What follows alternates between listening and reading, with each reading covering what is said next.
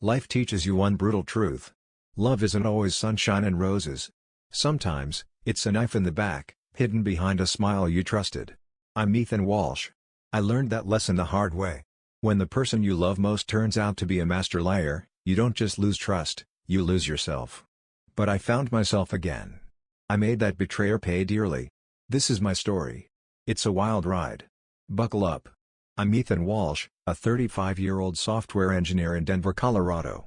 I live in a cozy suburban house, where the air smells like pine and barbecue. My wife, Kayla Reed, is a marketing exec who looks like she belongs on a magazine cover. 8 years together, 5 married, we were the couple everyone envied. We had a joint savings account with $20,000 for a dream Japan trip. Life seemed perfect. Then Kayla started acting weird. She came home late, smelling like some guy's cologne. It wasn't mine. Her phone became her new best friend, locked faster than a bank vault when I walked in. I'd ask how her day was. She'd shrug or mutter fine, cold as ice. Kayla got obsessed with the gym. 5 nights a week, new leggings, new perfume. I'm no genius, but I know when something's off. She'd waltz in at 11 p.m., claiming she was helping a friend. Yeah, right. Helping them pick a new bed at an Airbnb, maybe. One night, over wings and beer, my buddy Mitch dropped a bomb. He overheard Kayla at a bar, giggling about some guy named Dylan. My stomach twisted like I'd eaten bad tacos. I kept my cool, though. No Hollywood drama yet. I needed proof. Kayla got bolder, locking her phone like a CIA agent. I caught her whispering on the balcony, thinking I couldn't hear. I did. This wasn't just a rough patch. She was playing me for a fool. But fools can fight back. I'm a coder. I debug problems for a living. Kayla thought she could outsmart me. Big mistake. She forgot I'm the guy who finds errors in complex systems. This suburban chaos was about to explode, and I'd make sure her plans crashed hard. Like this drama? Smash that like button, hit subscribe, and ring the bell to catch the next chapter of this Denver mess. I never thought I'd be the guy snooping on my wife. But when Kayla started acting like she was in a cheap spy movie, I had to get dirty. I'm Ethan Walsh, a coder who loves craft beer and football. Now, I'm a part-time detective. Kayla was turning our marriage into a game of cat and mouse. I wasn't about to be the mouse. Kayla's behavior got worse. She came home with messy hair, glossy lips, and a whiff of men's cologne. Not mine. I used Dove soap. This was some cheap Axe nonsense. Her gym excuses were flimsy. Her sneakers were spotless, like she never broke a sweat. Her phone was a fortress. Every time I entered the room, she'd lock it faster than a gunslinger drawing a pistol. I asked what she was looking at once. She mumbled about Instagram and bolted to the kitchen. She took calls on the balcony, whispering like she was hiding state secrets. I heard the name Dylan slip out once. Over beers with Mitch, my best friend, things got real. He said he overheard Kayla at a coffee shop, laughing about keeping things quiet with Dylan. My gut sank. I nodded, stayed calm, but inside, I was a volcano ready to blow. Who was Dylan? A coworker? A fling? Worse? I didn't confront her yet. Kayla's a liar, not an idiot. Without proof, she'd spin a story and make me look paranoid. I needed something solid. My chance came on a Saturday night. Kayla rushed out, claiming she was helping a friend. Her laptop sat open on the kitchen table. I grabbed a beer, sat down, and dug in. Kayla left her email logged in, like she thought I'd never check. I found a thread with Dylan Carter. Flirty messages, plans to meet at a bar, and an Airbnb receipt from last week. My hands shook. I screenshotted everything and logged out. The emails mentioned a big plan and moving money. What the hell? This wasn't just cheating. Kayla was plotting something bigger. I kept my cool, barely. I needed to outsmart her, not lose my temper. I called Mitch the next morning.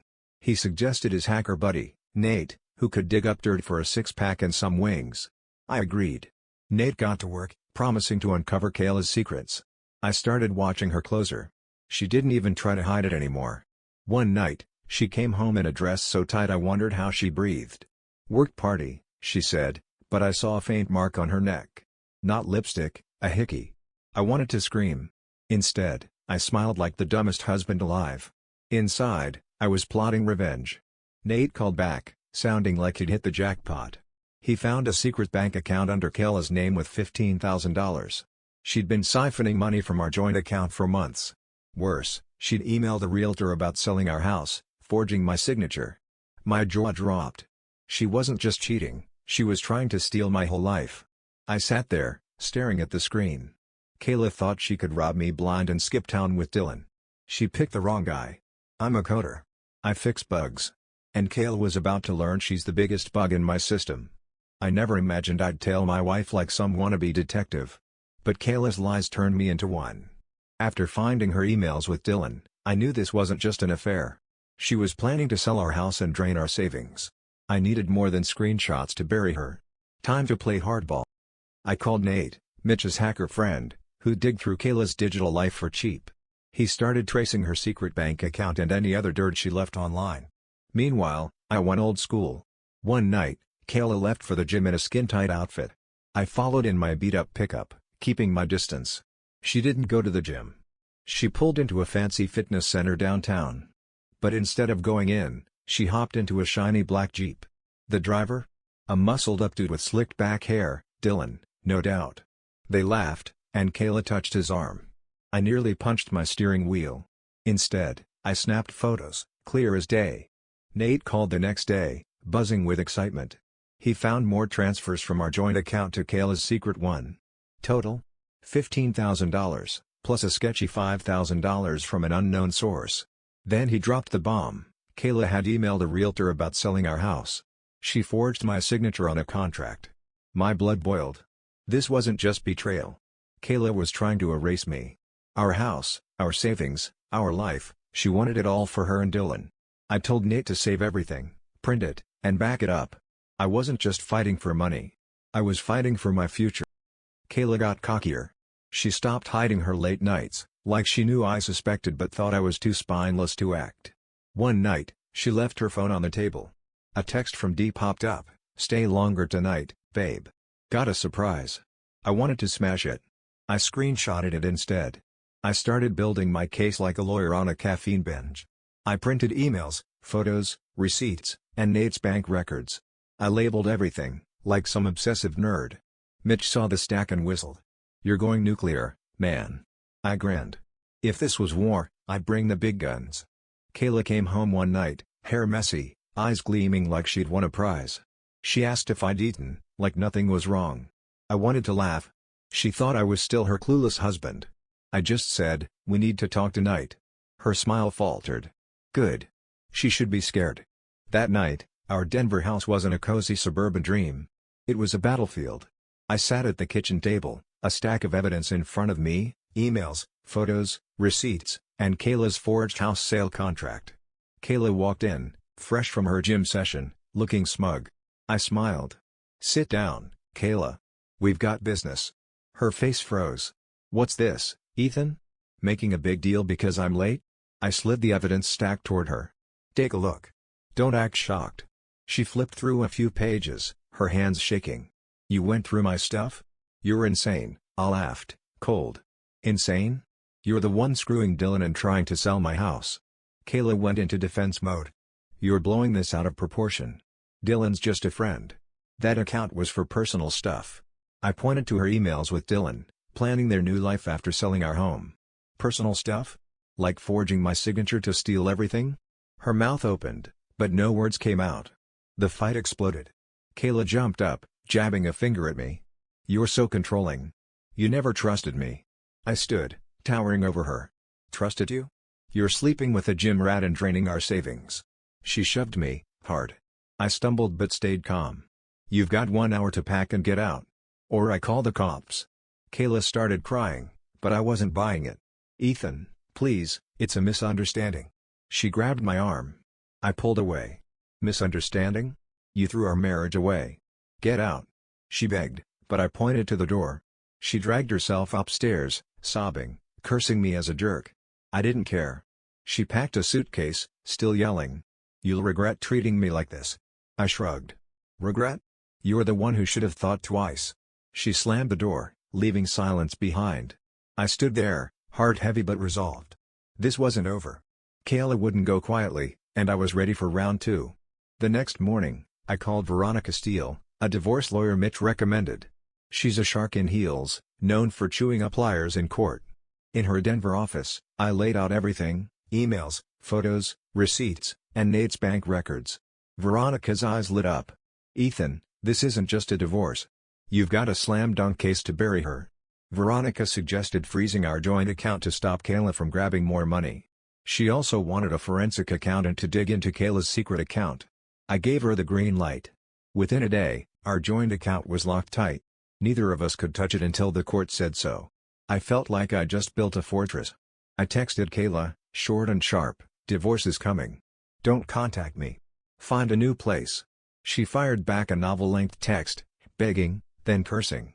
"You're ruining my life. You're heartless." I laughed. Heartless? She's the one who tossed my heart into a blender. I blocked her number. Nate called with more dirt. Kayla tried transferring another $2,000 from our joint account before it got frozen. She failed. She also emailed the realtor again, pushing to speed up the house sale. Veronica chuckled. "She's not just a cheater. She's a terrible criminal." We filed divorce papers, citing infidelity and fraud. Kayla wouldn't quit. She called from a new number, sobbing about staying at a friend's place. "Can we talk?" she pleaded. I hung up and blocked her again. Veronica warned me Kayla might play the victim in court. I nodded. I was done being the nice guy. Kayla was about to learn what happens when you cross a coder with a grudge. The divorce hearing felt like a boxing match, minus the gloves. I walked into the Denver courtroom, coffee in hand, trying to look calm. Kayla sat across the room, hair perfect, makeup flawless, but her eyes screamed panic. Veronica, my lawyer, looked ready to rip someone apart. I trusted her to deliver the knockout punch. Veronica laid out the case like a crime novelist. She showed the judge Kayla's emails with Dylan, Airbnb receipts, and photos of them together. She presented the secret bank account with $15,000 and the forged house sale contract. "Kayla didn't just cheat," Veronica said. "She tried to steal Ethan's life." The judge, an older guy with thick glasses, glared at Kayla. Kayla's lawyer, a sleazy used car salesman type, tried to spin it. "My client opened that account for personal expenses. She meant no harm." Veronica smirked, holding up bank statements showing transfers from our joint account. "Personal expenses? Like selling their house behind Ethan's back?" Kayla's face turned red. She had nothing to say. The judge didn't waste time. He ruled Kayla committed fraud and lied under oath. The secret account was split. I got $12,000, she got $3,000. Our joint account went 80-20 in my favor, giving me $16,000. Kayla got slapped with a $5,000 fine for perjury and had to pay half my legal fees, another $3,000 gone. She sat there, stunned. As we left, Kayla tried to catch my eye. I ignored her. Veronica patted my shoulder. "You nailed it, Ethan. She's got nothing left." I nodded, but victory felt hollow. I didn't want this fight. Kayla forced it, and now she'd pay the price. After the trial, Kayla's world crumbled. Mitch told me Dylan dumped her after I sent his friends the evidence. Turns out, he didn't want to be the sidekick in her drama. Kayla tried reaching me through a mutual friend, Lisa, who texted that Kayla was falling apart. I replied, "I'm not her therapist. Tell her to move on." Lisa didn't text back. I focused on rebuilding my life. The house was mine, and I turned it into an Airbnb, raking in cash.